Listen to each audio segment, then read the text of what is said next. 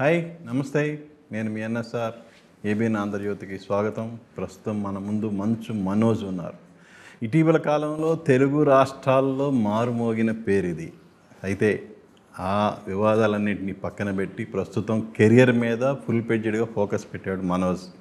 అందులో భాగంగా ఈ నెల 30వ తారీఖున తను నటించిన భైరవం రిలీజ్ కాబోతుంది.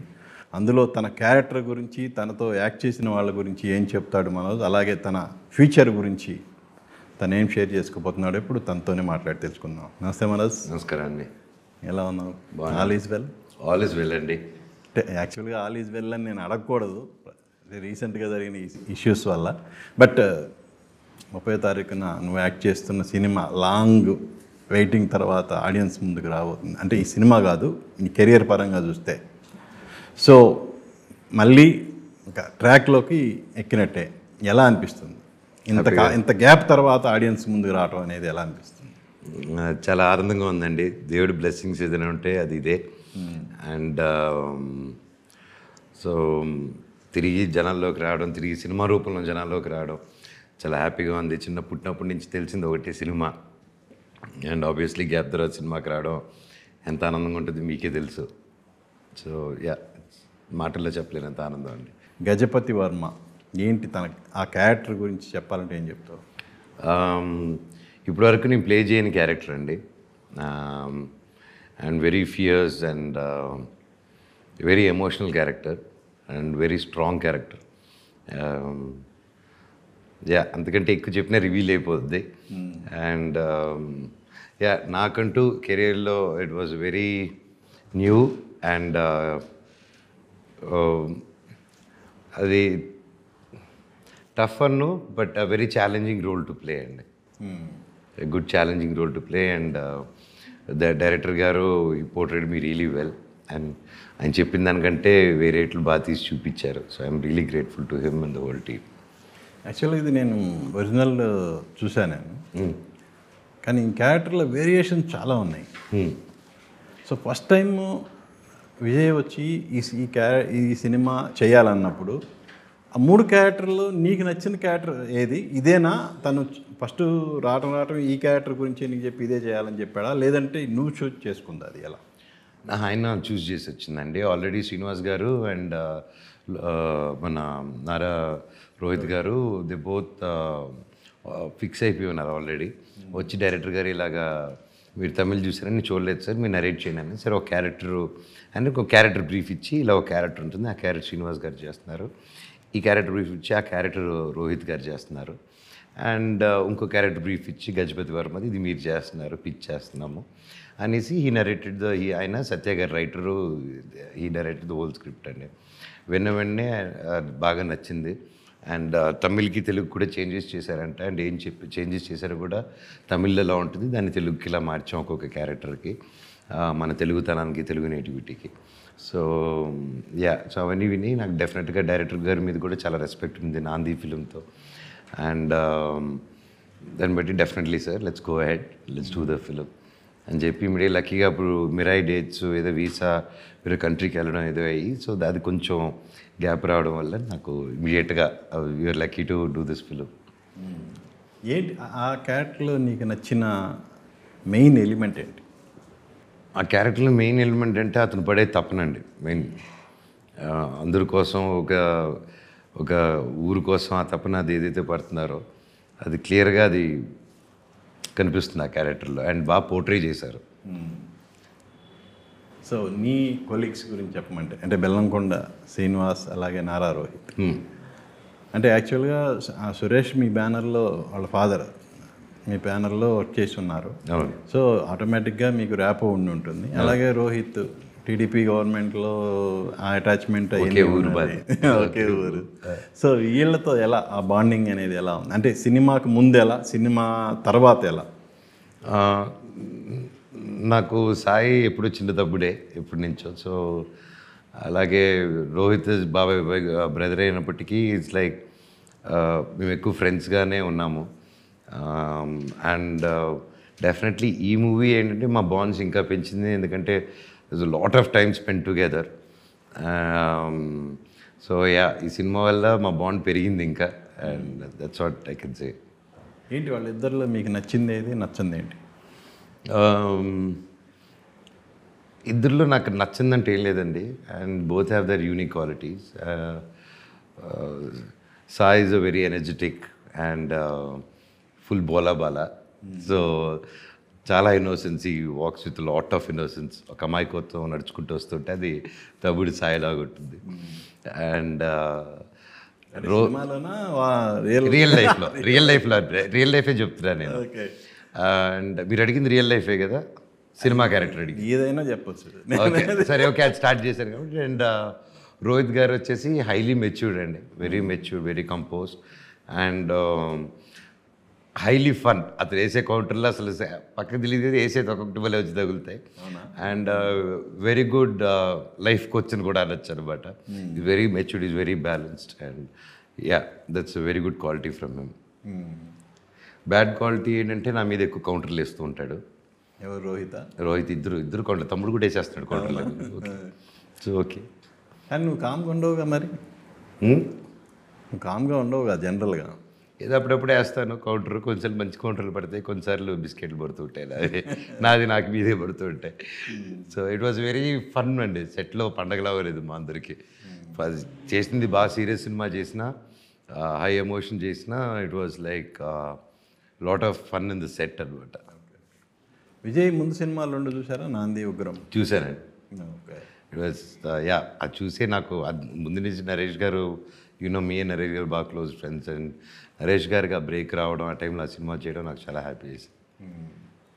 నిజానికి ముగ్గురు హీరోలు కలిసి ఒక సినిమా చేయటం అనేది ఇటీవల కాలంలో చాలా గగనం అయిపోయింది. మన ఎస్పెషల్లీ మన తెలుగు ఇండస్ట్రీలో. అదర్ ఇండస్ట్రీలో బాగానే చేస్తున్నారు, ఓకే, బట్ తెలుగులో మాత్రం అది చాలా అసాధ్యమైంది. దాన్ని మీ ముగ్గురు ఒక విధంగా చెప్పాలంటే సుసాధ్యం చేశారు.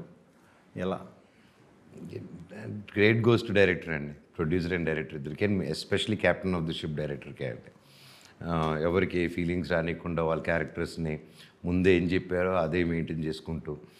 యూజువల్గా ఏమవుతుందంటే మల్టీ స్టారర్స్లో ముందు ఏదైనా చెప్పి తర్వాత చేంజెస్ చేసుకుంటూ వస్తే that's when the problems comes అండి. ఆ సినిమాలో అదేం జరగలేదు. ఫస్ట్ ఏం చేశారో లాస్ట్ వరకు they stuck to that word. And ముందు లేదు మీది ఇలా ఉండదు అలా ఉంటుంది అని చెప్పి అక్కడి వరకు వచ్చేసింది, లేదు ఒక్కటి చేసాడు మా కోసం, ఒక్కటి చేసాడు అన్నప్పుడు అప్పుడు అవుతుందన్నమాట. దట్స్ వారు భయపడతారు కూడా. వచ్చి తర్వాత రేపు ఏదైనా టక్కని మారిస్తే మనం అప్పుడు వద్దున్నప్పుడు ఏమొద్ది, ఏదైనా చేయను అంటున్నాడు అబ్బా, వద్దంటున్నాడు అబ్బా, అలా తీసుకెళ్తారు. So I think that is the most problem. మామూలుగా అందరూ భయపడేది. అండ్ అప్పుడు మాకు వేదం చేసినప్పుడు కూడా వి వర్ ఫైన్. అండ్ ఊకొడతారు అన్నప్పుడు అన్నైతే చేసేవాడు కూడా it was crazy. And Mahesh గారు అలాగే వెంకటేష్ గారు కూడా చేశారు, they pulled it of wonderfully. అలాగే అండి టైం టు టైం ఏవో వస్తున్నాయి. అండ్ ఇంకా కూడా చాలా మంచి ప్రాజెక్ట్స్ రావాలి, ఇంకా మల్టీ స్టారర్స్ రావాలి, వస్తే దట్ బీ బ్యూటిఫుల్ అండి మీరు చెప్పినట్టు. అండ్ డైరెక్టర్స్ కానీ డైరెక్టర్ చేతిలోనే ఉంటుందండి end of the day. Director తెలుసుకుంటే ఏ యాక్టర్స్గా అయినా Dil come together.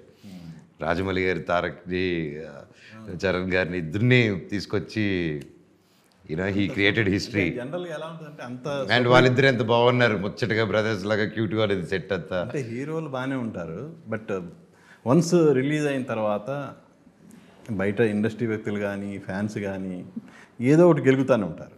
And that's our movie culture అండి. ఇంకా కొన్ని సైకిల్స్ని మనం ఏం చేయలేం. Yeah. Producer Radhamohan, high regards and respect అండి ఆయన మీద. ఊరికే డబ్బులు సంపాదించేద్దాం అనేసి డెఫినెట్గా ఆ ఉద్దేశంతో వచ్చిండ్రు. ఎస్, డబ్బులు పోగొట్టుకుందాం అనే ఉద్దేశంతో రారు. కాకపోతే ప్యాషన్ అని ఒకటి ఉంటుంది, వెరీ థిన్ లైన్ అది. అండ్ ఆ ప్యాషన్ని ఎక్కువ నమ్ముకొని ఒక డైరెక్టర్ విజన్ని నమ్మి, లేదు వీళ్ళతో చేస్తే సినిమా 100% కథ వర్కౌట్ అవుతుందని ఒక నమ్మకం పెట్టి ఇంత ఖర్చు పెట్టి సినిమా చేశారంటే really hats off for his passion and everything అండి. లేకపోతే ఆల్రెడీ కరెంట్ రన్నింగ్ ఉన్నదో ఇమ్మీడియట్గా ఇన్స్టెంట్గా సక్సెస్ ఉన్నది వాళ్ళు పెట్టుకొని చేయగలుగుతారు ఈ బడ్జెట్స్లో. బట్ లేదు, ఈ కథకి ఈ క్యారెక్టర్కి వీళ్ళైతేనే సూట్ అవుతారని న్యాయం చేస్తారని డైరెక్టర్ నమ్మిన తర్వాత ఏ మాట అనకుండా ఆయన షోల్డర్స్ మీద వేసుకొని మా ముగ్గురిని ఇలా ముందుకు తీసుకెళ్ళడం అనేది రియలీ ఎన్ని జన్మలు ఎత్తినా ఆయనకు రుణపడి ఉంటామండి రియలీ. రాధామోహన్ గారికి బ్లాక్ బస్టర్ లేదు, మీ ముగ్గురికి సూపర్ డూపర్ హిట్ లేవు. సో ఇప్పుడు ఈ మీరందరూ కలిసి ఈ సినిమాతో ఆడియన్స్ ముందుకు వస్తున్నారు. సో ఇది మీ అందరి కోరిక తీరుస్తుంది అనుకోవచ్చా? అనుకోవచ్చండి. బలంగా కోరుతున్నాను, నేచర్ని కోరుతున్నాను. సో ఆ కోరిక నిజం అవ్వాలని అది ఆ దేవుడిని ప్రార్థిస్తున్నాం. ఇందులో ఆస్తి కోసం పాటుపడే క్యారెక్టర్ గజపతి వర్మ. అస్తిత్వం అనేది సెకండరీ ఆ క్యారెక్టర్కి. ఏంటండి? అస్తిత్వం అనేది సెకండరీ. బట్ వేరే రియల్ లైఫ్ చూస్తే మీరు ఆస్తి కోసం కంటే అస్తిత్వం కోసం ఎక్కువ పోరాడారు. సో ఈ వేరియేషన్స్ని అంటే రియల్ లైఫ్కి స్ట్రగుల్ ఉంటుంది, రియల్ లైఫ్కి. సో ఈ అంటే నిజ జీవితంలో క్యారెక్టర్కి స్క్రీన్ మీద మీరు చేసిన క్యారెక్టర్కి మధ్య ఉన్న సంఘర్షణని చెప్పాలంటే ఏం చెప్తారు? ఇట్స్ చాలా రియల్ లైఫ్కి నా క్యారెక్టర్కి, సినిమాలో నా క్యారెక్టర్కి ఇట్స్ కంప్లీట్ డిఫరెంట్ సిచ్యువేషన్స్ అండి. So I don't think I can relate both together. రెండు ఒకటే నేను చెప్పట్లేదు, రెండింటికి వేరియేషన్ ఉంది. ఆ వేరియేషన్ రైట్ ఆపోజిట్ అంతే, క్వైట్ ఆపోజిట్ అంతే. సో డెఫినెట్గా ఇప్పుడు అక్కడ పోరాటం చేసి ఇక్కడికి వచ్చి ప్లే చేయాలి. అక్కడ కూడా ఏం పోరాటం ఉండదు దాంట్లో. సో తెలుగు వర్షన్లో it is a complete different ball game. మీరు తమిళ వర్షన్ చెప్తున్నారు. రియల్ లైఫ్లో ఫైట్, రియల్ లైఫ్లో ప్లే, ఈ రెండింటిని ఎలా బ్యాలెన్స్ చేస్తారు? అర్థమే కాలేదా? టి రాజేందర్ గారిలాగా మాట్లాడుతున్నారు మీరు. అప్పుడు పోటీ ఇప్పుడు పోటీ అప్పుడు రాధాకృష్ణ గారిలాగా సూటిగా అడగండి. అంటే నేను మోహన్ బాబు గారిలాగా సూటిగా చెప్తాను. అంటే రియల్ లైఫ్లో మీరు నేను ఆస్తి కోసం కాదు అస్తిత్వం కోసం పోరాడుతున్నానని చెప్పారు. బట్ వేరే ఆత్మగౌరవం కోసం, ఆత్మగౌరవం అదే అస్తిత్వం, ఆత్మగౌరవం అంతా. బట్ వేరే స్క్రీన్ మీదకి వస్తే ఇందులో నువ్వు ప్లే చేసిన క్యారెక్టర్ క్వైట్ ఆపోజిట్. అవును. సో ఈ రెండింటి మధ్య సంఘర్షణ అనేది ఎలా అనేది నేను అడిగింది. ఆ షిరిడి సాయిబాబాతో నాకు అర్థం కాల. ఆ రెండింటి మధ్యలో సంఘర్షణ ఎందుకు వస్తుందండి? అంటే ఒకసారి రియల్ లైఫ్ నుంచి రియల్ లైఫ్కి వెళ్ళేటప్పుడు ఆ వేరియేషన్ అనేది చూపించాలి కదా. అవును, బట్టలు మార్చుకుని వెళ్తాను. అవును, మరి వేరియేషన్ ఆ క్యారెక్టర్ దగ్గరికి వెళ్తాను. సంఘర్షణ ఏముంటుంది మధ్యలో? ఆడిల్లినప్పుడు వీడుండడు, వీడొచ్చినప్పుడు ఆడుండడు. సంఘర్షణ ఎలా అవుతుంది? అడిగింది అదే, వాడిని పక్కన పెట్టి వీడిని స్క్రీన్ ముందు తీసుకొస్తారు, అదే కదా. అంతే, లేకపోతే డైరెక్టర్ నన్ను పక్కన పెడతాడు కదా. అంతే కదా. నువ్వు ఉండరా సాపేసుకుని ఏడు కూర్చొనికి వచ్చేపు సెట్ అయిన తర్వాత రారాడు. సో దర్ ఇస్ నో సంఘర్షణ అండి. నాకు మీ క్వశ్చన్ అర్థం దానికి కొంచెం టైం పట్టింది. సో లేదు, అలాగే సంఘర్షణ ఏం లేదండి. There is nothing. ఓకే, జనరల్గా లేదని మీరు అంటారు, కానీ ఆ ఇంపాక్ట్ అనేది మనం యాక్ట్ చేసేటప్పుడు అరే మనకు అది మీ మెచ్యూరిటీ లెవెల్లో చెప్తున్నారు. నా మెచ్యూరిటీ లెవెల్లోకి అయితే లేదు. లేదండి. So I think you are owning up yourself in my shoes అని అలా చెప్పుకుంటారు. లేదు, నా థాట్ ప్రాసెస్లో అయితే ఆ సంఘర్షణ అదేం లేదండి. ఆ ఇంపార్టెన్స్ తెలుసు, దాని వెనకాల ఎంతమంది పనిచేస్తున్నారో తెలుసు. And after so many years అప్పుడు కూడా అండ్ పెరిగింది కూడా మేము చూసుకుంటూ ఒక టఫ్గానే పెరిగాము. సో అంత పూల మొక్కలు పెరగలేదు. సో ఊరిలో పెరిగిన వాళ్ళు, గ్రౌండ్ లెవెల్లో గ్రౌండ్ రియాలిటీ తెలిసిన వాళ్ళు. సో ఒక పనికి వెళ్ళేటప్పుడు ఆ పని వాల్యూ ఎంతో, ఆ వాల్యూ ప్రకారం వెళ్తామండి. సో డెఫినెట్లీ ఆ సంఘర్షణ అనేది ఉండదు దీనికి దానికి. 32 years ఆర్టిస్ట్గా. 93లో మేజర్ చంద్రకాంత్, 84లో గృహప్రవేశం. ఓ దట్ మీన్స్ 84లో అంటే ఊహ తెలిసిన తర్వాత నేను చెప్పాను. ఊహ తెలిసిన తర్వాత అంటే బ్రహ్మ అండి. Brahma I was in 3rd or 4th class.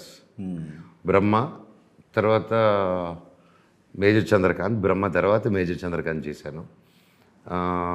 తర్వాత పుణ్యభూమినాదేశం, అడవిలో అన్న, ఖైదీ గారు అండ్ కలెక్టర్ గారిలో చిన్న ఇది. సో చైల్డ్ ఆర్టిస్ట్గా ఇవి నేను చేసిందండి. 1 or 2 ఏదో గుర్తు like top of the mind. And ఇంకా 90 yearsకి దొంగతో స్టార్ట్ చేసుకున్నాను.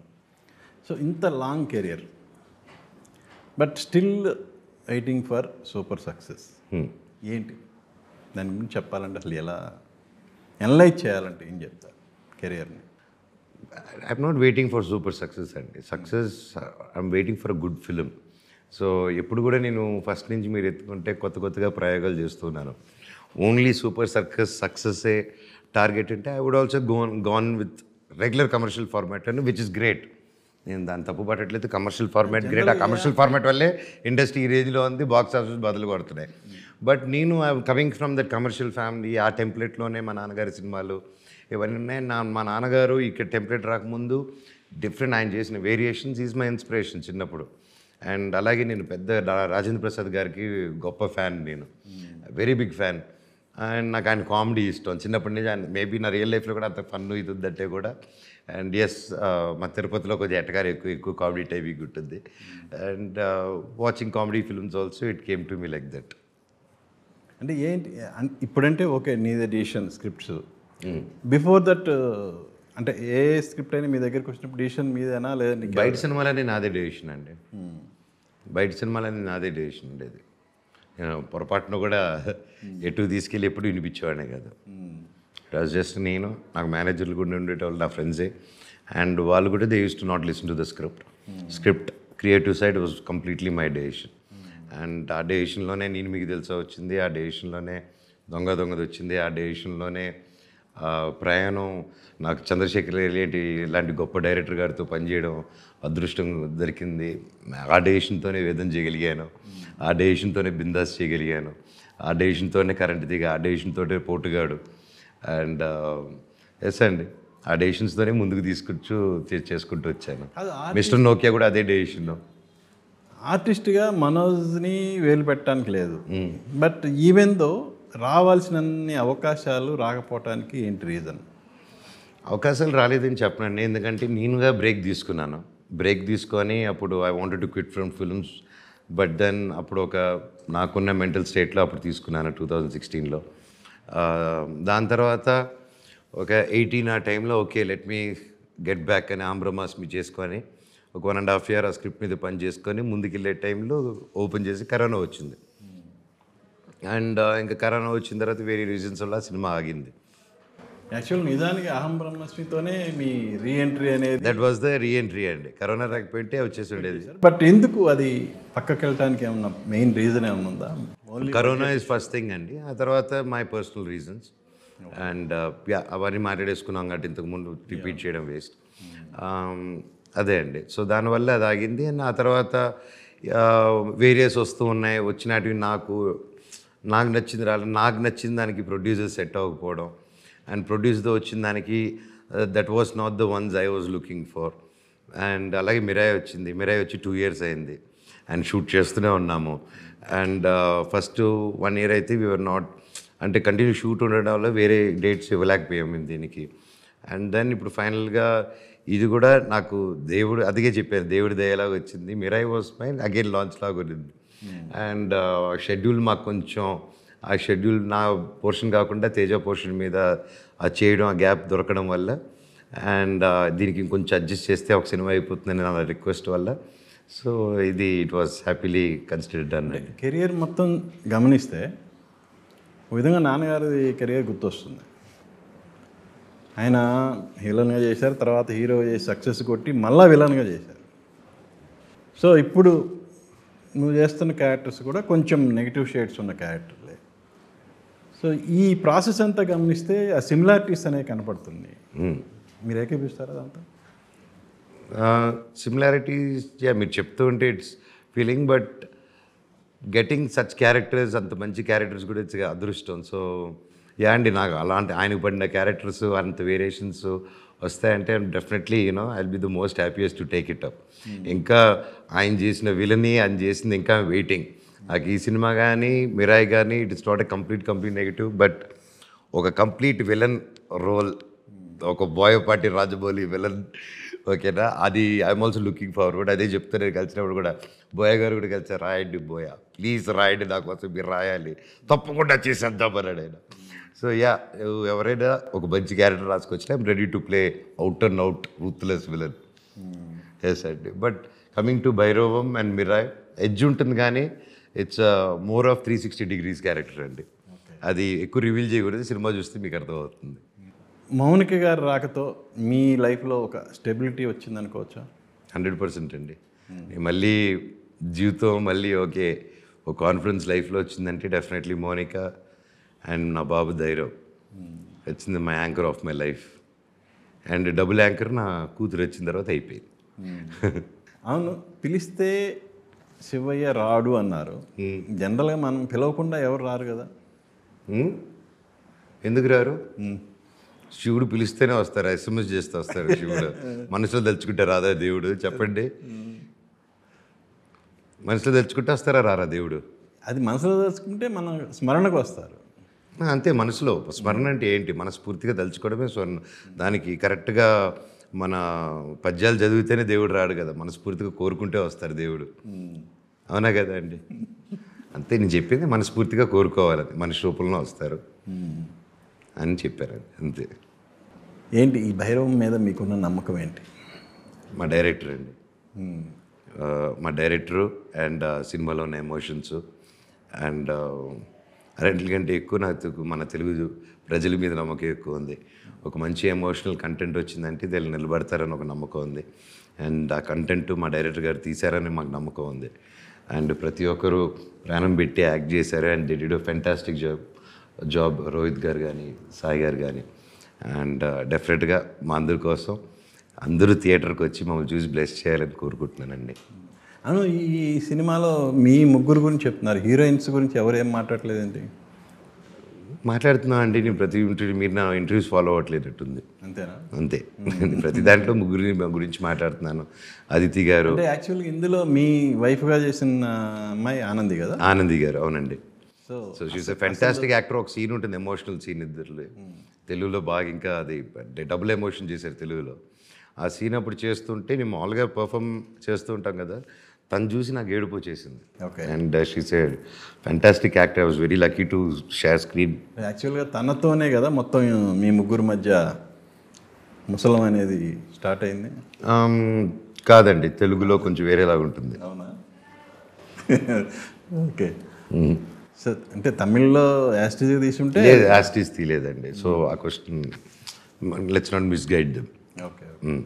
ఏంటి భైరవం మీద మీకున్న అంత కాన్ఫిడెన్స్ ఏంటి? నేను ఈ సినిమాని కన్నప్ప మీద రిలీజ్ చేద్దాం అనుకున్నాను అని మీరు ఒక స్టేట్మెంట్ ఇచ్చారు. అంటే నేను చేద్దాను కదండి, ఆ డేట్స్ అలా వచ్చింది. ద డేట్స్ మాది కూడా రెడీ అయిపోయి ఉంది. సో అలా అనుకున్నాను తప్ప ఆ మూమెంట్లో వస్తే బాగుంటుంది సినిమా అనుకున్నాం, but it didn't. So Kannappa is a different genre, ఇది డిఫరెంట్ జానర్ కదండి.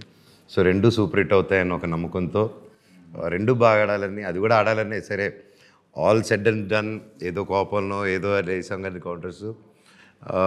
నాకైతే మొన్న నా ట్రైలర్ లాంచ్ అప్పుడు what ever emotion which came out of from మీ, ఆ రోజు ఒక పెద్ద వెయిట్ వచ్చేసిందండి. ఏదైతే సినిమా అని వెయిట్ చేసి దూరంగా ఉన్నిందో, ఆ సినిమా అంటే నా మరో అమ్మ మరీ నా దగ్గరకు వచ్చేసిన ఒక ఆనందంతో I was very happy. And ఇప్పుడు సభాముఖంగా I wish Kannappa super duper hit అవ్వాలని కోరుకుంటున్నాను. అండ్ నాన్నగారు కూడా చాలా స్పెండ్ చేసి ఆ సినిమా మీద మొత్తం ఆయన కష్టం అంతా తీసుకొచ్చి పెట్టున్నారు ఆ సినిమా మీద. అలాగే ప్రభాస్ గారు, మోహన్ లాల్ గారు, ప్రతి ఒక్కరు వాళ్ళు వచ్చి they worked in this film. And వాళ్ళ ఫ్యాన్స్ అందరికీ ఎంతోమంది, it's important for every one. So ఒకరి వల్ల ఒకరి కోసం అది అలా అవ్వకూడదు. నేను కూడా ఇంతకు ముందు ఎప్పుడైనా చెప్పుంటే పొరపాటున క్షమించాలి అందరూ.